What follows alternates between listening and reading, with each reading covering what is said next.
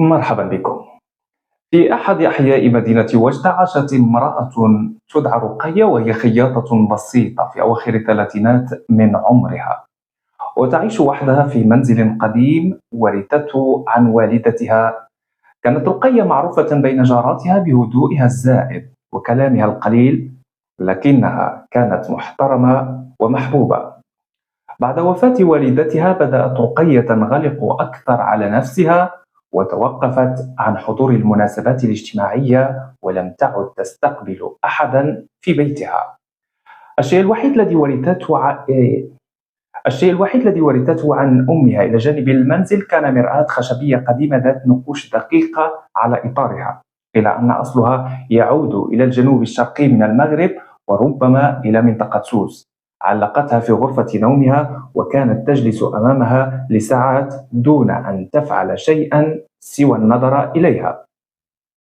ومع مرور الوقت بدأت الجارات يلاحظن أن رقية تتحدث مع نفسها بصوت منخفض داخل الغرفة، وكانت تقول كلمات غير مفهومة أحيانا، مثل: هي لا تبتعد، تنتظر فقط أن أنسى نفسي، أو من قبيل: التي في المرآة ليست أنا، لكنها تعرفني أكثر مني. وهذه العبارات كانت تقلق جاراتها، واعتقدن أن الوحدة أثرت على نفسيتها.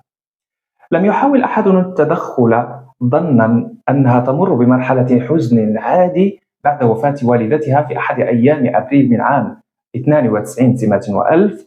لم تفتح رقية باب بيتها كالمعتاد، لم يشاهد لها أثر ولم يسمع لها صوت. الجارات طرقن الباب مرارا دون رد، فاتصلن بأخيها عبد القادر الذي جاء مساء وفتح الباب بمفتاح احتياطي. دخل إلى البيت ووجده مرتبا، كل شيء في مكانه، الطعام على الطاولة، ملابسها معلقة كما هي، ولا أثر للفوضى أو الاقتحام. لكنه لم يجد رقية. الغرفة كانت خالية، ولا شيء يوحي بأنها غادرت، والشيء الوحيد اللافت للنظر هو أن المرآة في غرفتها كانت مغطاة بثوب أسود. عندما زاح عبد القادر القماش عنها، شعر بقشعريرة تسري في جسده، فقد بدا سطح المرآة مضببا، كما لو أن أحدهم تنفس بقوة من الداخل. ولما اقترب منها قال لاحقا إنه لمح عيني رقية للحظة تنظران إليه من داخل الزجاج.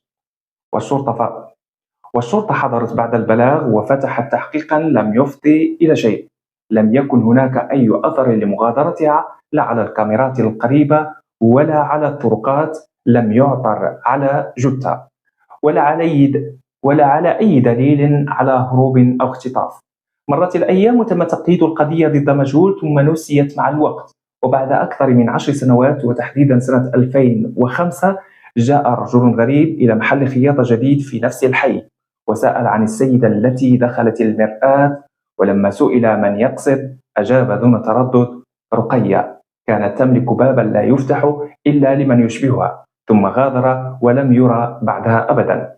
حتى اليوم يتحدث كبار السن في الحي عن رقية وكأنها لغز حي. بعضهم يقول أنها اختطفت، وآخرون يؤمنون أنها لم تختفي، بل عبرت إلى الجهة الأخرى عبر المرآة التي كانت أكثر من مجرد زجاج. كانت مرآة قديمة، ولكنها كانت تحتفظ بسر لم يفهم أبدا.